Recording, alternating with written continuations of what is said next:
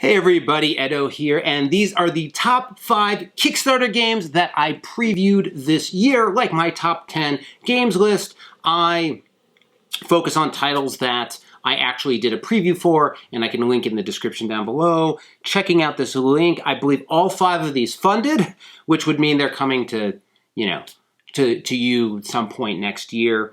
In the top 10 Kickstarter, top 10 game video, I gave a lot of observations about 2022. If you'd like, you can link and listen to those in the beginning of that video.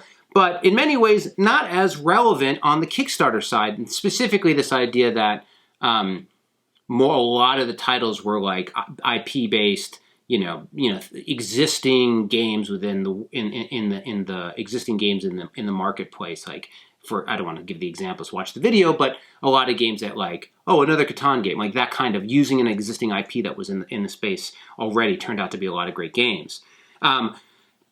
Sort of in a good way, I guess, an interesting way. On the Kickstarter side, I tend to get a lot of smaller titles. I tend to get a lot of interesting fare, and it's exciting to me, and it keeps me playing smaller things. Now, looking at this list,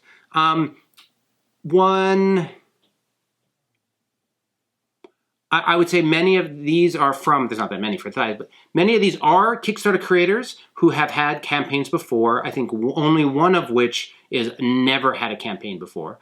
But all original, I guess, okay, one isn't.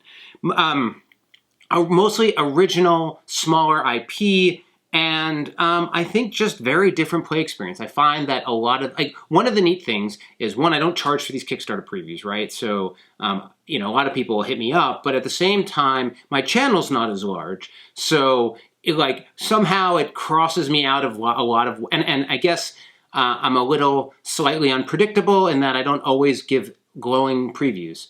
And so that puts me in a weird category where I don't get a lot of the bigger titles necessarily sent my way, but I do get a lot of these smaller, interesting ones, some of which are super early too. But so it's just I really enjoy. I guess. What am I saying? Hey, it would be neat if you aren't, find opportunities to play Kickstarter previews. Go to Protospiels. Go to Protospiels. Play indie games. I think there's a lot of cool, interesting stuff in this smaller space that is just like an interesting hodgepodge of things. But let's get into it. Those are the little observations. So my top 5 Kickstarter games, coming in at number 5 is Floating Floors.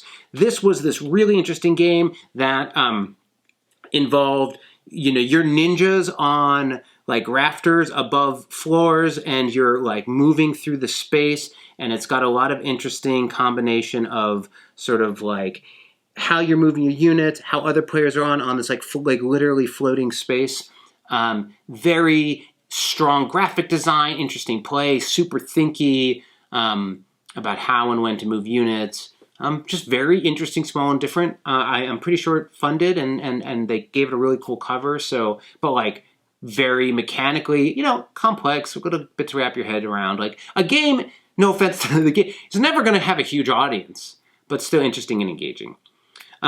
So coming in at number 4 is 14 Frantic Minutes. This was a polyomino puzzle game, a circuit-making game with the nuance of forcing you to make circuits as fast as you can, because there's a mad scientist moving through trying to catch up to you and going through a bunch of different floors. I have to tell you, one of the people I played this game with was Keith Mateka, and it just so happened that I played this game and another game I think was called Gardens that were both time-based sort of tiling puzzle games, and this is not his genre. So he was not a fan of time restricted or race against the clock circuit solving.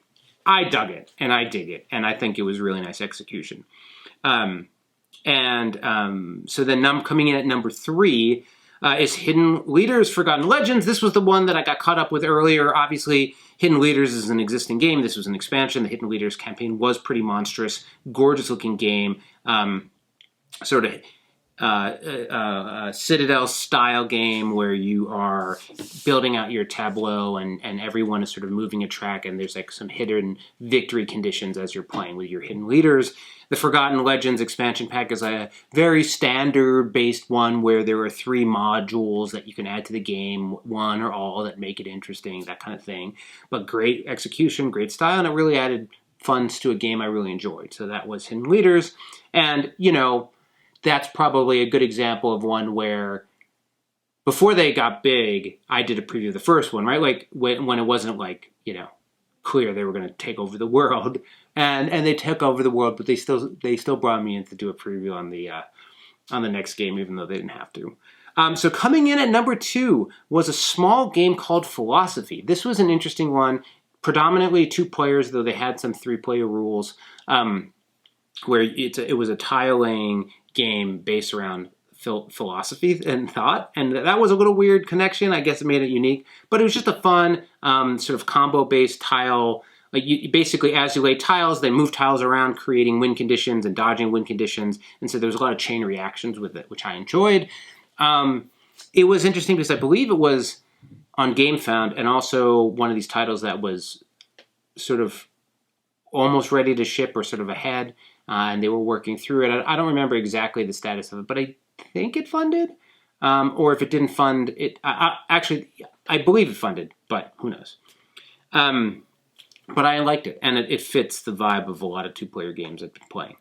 Lastly, is Leaf by Tim Eisner and Weird City Games. This is just fantastic midweight, light to midweight nature game where you're, connecting these leaves in a pile, earning you points to then spend in a variety of ways. Nature games are dear to my heart. It's an interesting, when I look at the stuff that Weird City does, their designs tend to be like 1 complexity meter higher than mine. Not mine personally, but the games that I make. But I find them all great and fun, and really the magic of the Leafs in that. Like he had such an amazing solve with the Leaf. I could have imagined a game that would have been our weight with what he had found, but he found his game, and that's great. But I just thought it was fun and exciting, and I'm really excited that it did great. You know why I'm excited it did great for you, Tim? Because it means you'll do more of these games, and I think that's fantastic. Please keep making fantastic, beautiful, welcoming nature games. That's a great thing, and I think you're doing great work. I think everyone's doing great work from this entire list, but come on, Tim, keep at it. Anyway, so those are the top 5 Kickstarter previews I did. Hopefully you have the opportunity to play all these games in the coming year, and I look forward to doing more next year. Thanks. Bye. Hey everybody, Edo here, and thanks for watching Gaming with Edo. Reviews over here on this playlist, League and Insider videos over here on this one. Subscribe, share, all that good stuff. But most importantly, play some great games. Thanks. Bye.